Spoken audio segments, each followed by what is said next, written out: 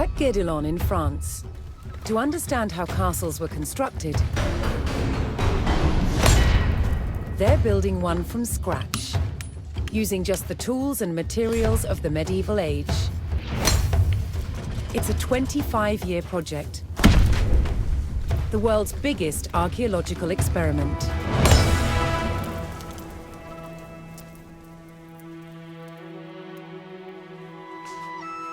The most important defensive feature of any castle was the wall surrounding it. Castle walls had to be incredibly thick in order to resist attack and absorb the impact of projectiles fired from trebuchets. The curtain wall was over 20 feet deep, interspersed with towers. In earlier Norman castles, they were square. But while on crusade, European knights saw that eastern towers were round. They realized that eliminating corners not only made them stronger, but also provided a better view of the surrounding landscape. Completing the walls will take some 30,000 tons of sandstone. Transport costs in the Middle Ages were incredibly expensive. So having a good supply of local stone close to the castle was vital. To extract it from the quarry, first a row of holes is hand-drilled. Once all the holes are ready, I'm ready to put in the iron wedges, and I'm ready to split it open by hitting very hard on each wedge with a big sledgehammer. The stone is split into usable blocks, then transported using horsepower and human effort. This treadwheel crane can lift up to half a ton. The walls are built like sandwiches. On the outside, you have facing walls built from better quality stones. And the inside, the rubble cores, they're built with softer stones and other offcuts from the quarry. And they're built up in layers with a very thick, coarse mortar. This ingenious method makes the walls better able to withstand hits from a trebuchet.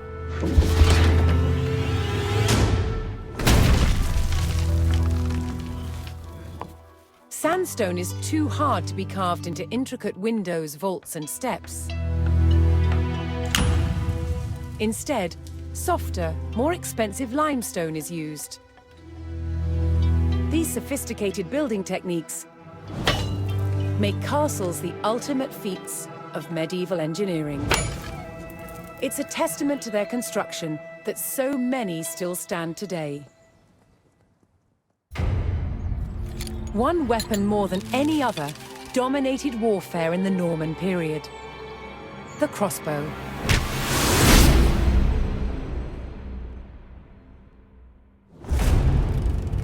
14th century crossbows like this were the culmination of centuries of development.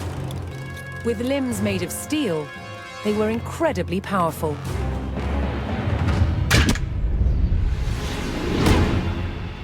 But earlier Norman crossbows had limbs made of wood.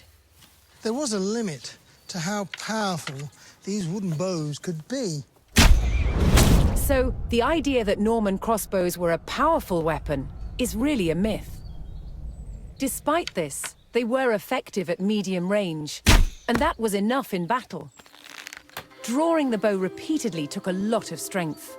Thankfully, help was at hand. A crossbowman spanned his weapon with a device called a belt and claw.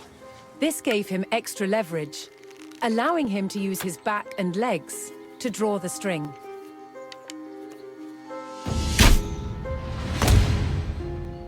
Crossbowmen were vulnerable on a battlefield, so they carried large shields called pavises, so they could hunker down behind, load, pop up, shoot, and then duck back down again to reload.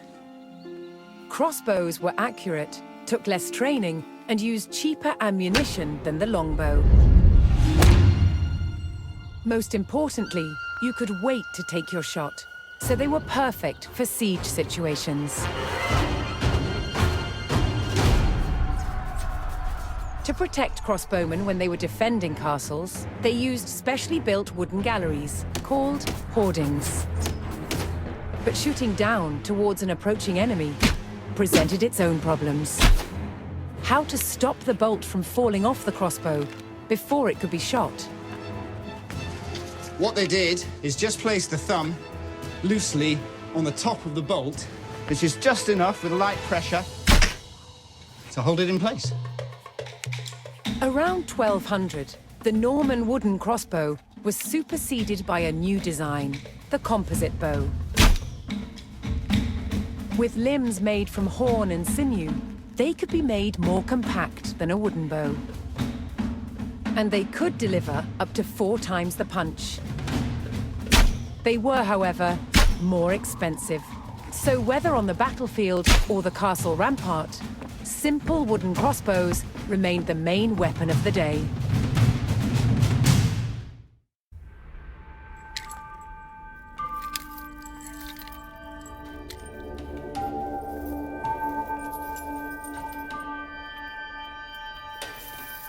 By 1100, the medieval knight was dressed from head to toe in mail.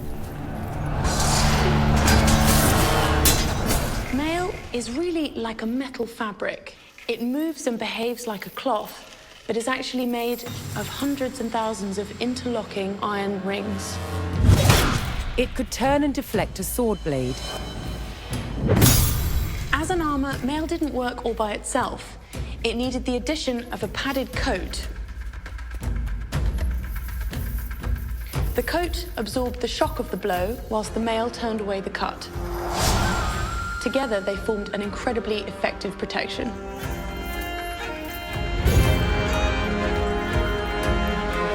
The first stage in making mail was to create wire to the right thickness. To do this, it was pulled through a drawing plate, which had a series of ever smaller holes, until you got wire of the desired gauge. To make the rings, we wind the wire onto a mandrel. And then we take it off the mandrel and cut the rings.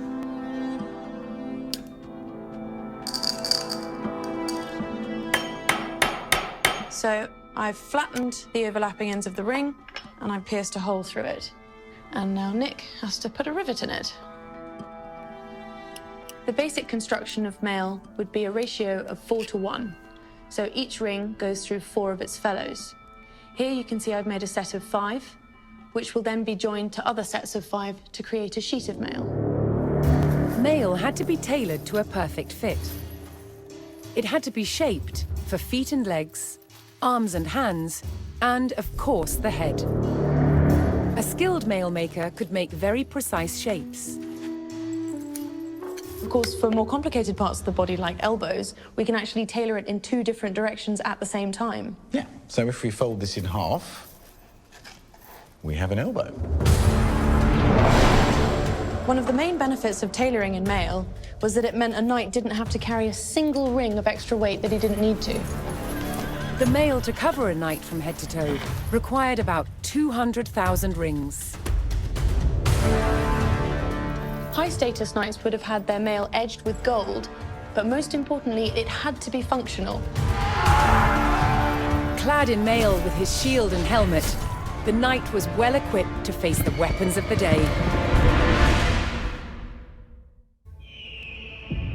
Norman domination over England was marked by their imposing castles and new laws. But one passion of theirs also impacted the land: hunting.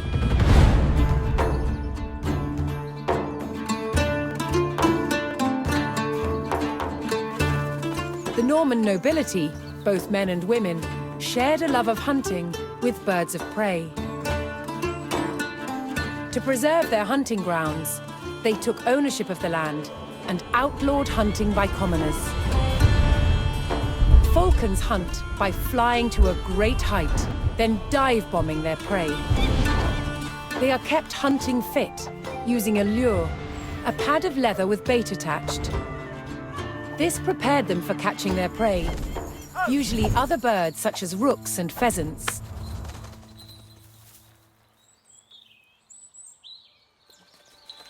While out hunting, a falcon might give chase to its prey far from the party. So, riders would follow them cross-country on horseback to witness the action. After a falcon had caught its prey, it was fed and would not fly again that day. This meant many birds had to be taken on a hunt to keep the nobility entertained.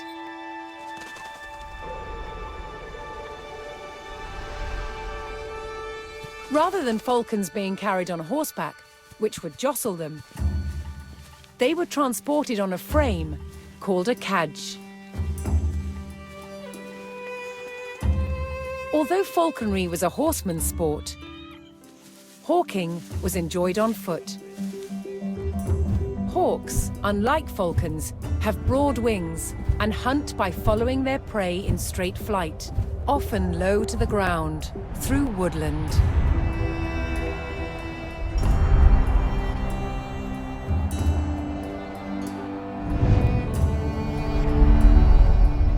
Hunting by sight, a falcon's vision is highly developed.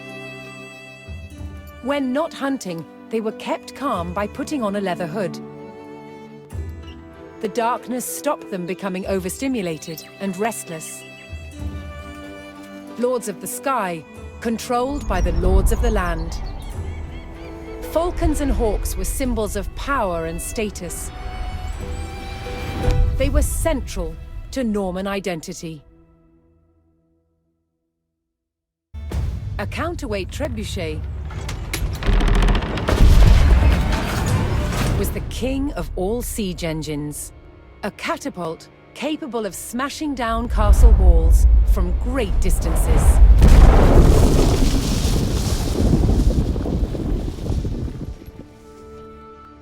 At Warwick Castle in England, they've built a replica, one of the largest in the world. Originating in 7th century China, by the 13th century, trebuchets had evolved into devastatingly powerful weapons. Such a simple design, but so effective. It has several key features. A pivoted arm with a weight at one end, and a sling to hold the projectile at the other. To prime, the 6-ton weight is raised using tread wheels. So this is one of the wheels, one of two that's attached to an axle, which would lift the counterweight, weighing 6 tons. It's based on muscle power alone. What's essential about launching a projectile as far as possible is making sure that this end of the arm is moving as fast as possible. So once that weight drops, it really sends this point of the arm moving at its highest velocity. This was done by positioning the pivot close to the counterweight and by launching the projectile from a sling. When released, the sling whips round, vastly increasing the launch speed. Trebuchets were carefully aimed, like modern guns. In order to weaken the castle walls or even breach them, you had to make sure that the projectiles hit the same spot every single time. For each projectile to follow the same trajectory, they all had to be the same weight and shape. To achieve this, masons used a gauge. Now I'm going to load this projectile into the sling. Oh, this one must weigh about 25 kilograms, but some projectiles can get up to 150 kilograms. That's the weight of 2 men. Trebuchets were also used to throw burning tar, beehives, even dead bodies. Anything to cause maximum distress to the enemy.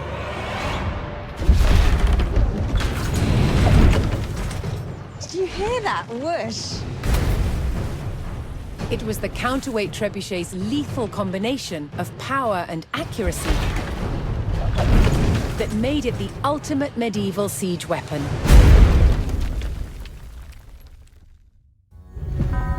People often imagine that castle walls were just left as bare stone, but in fact they weren't. They were plastered, painted, and decorated.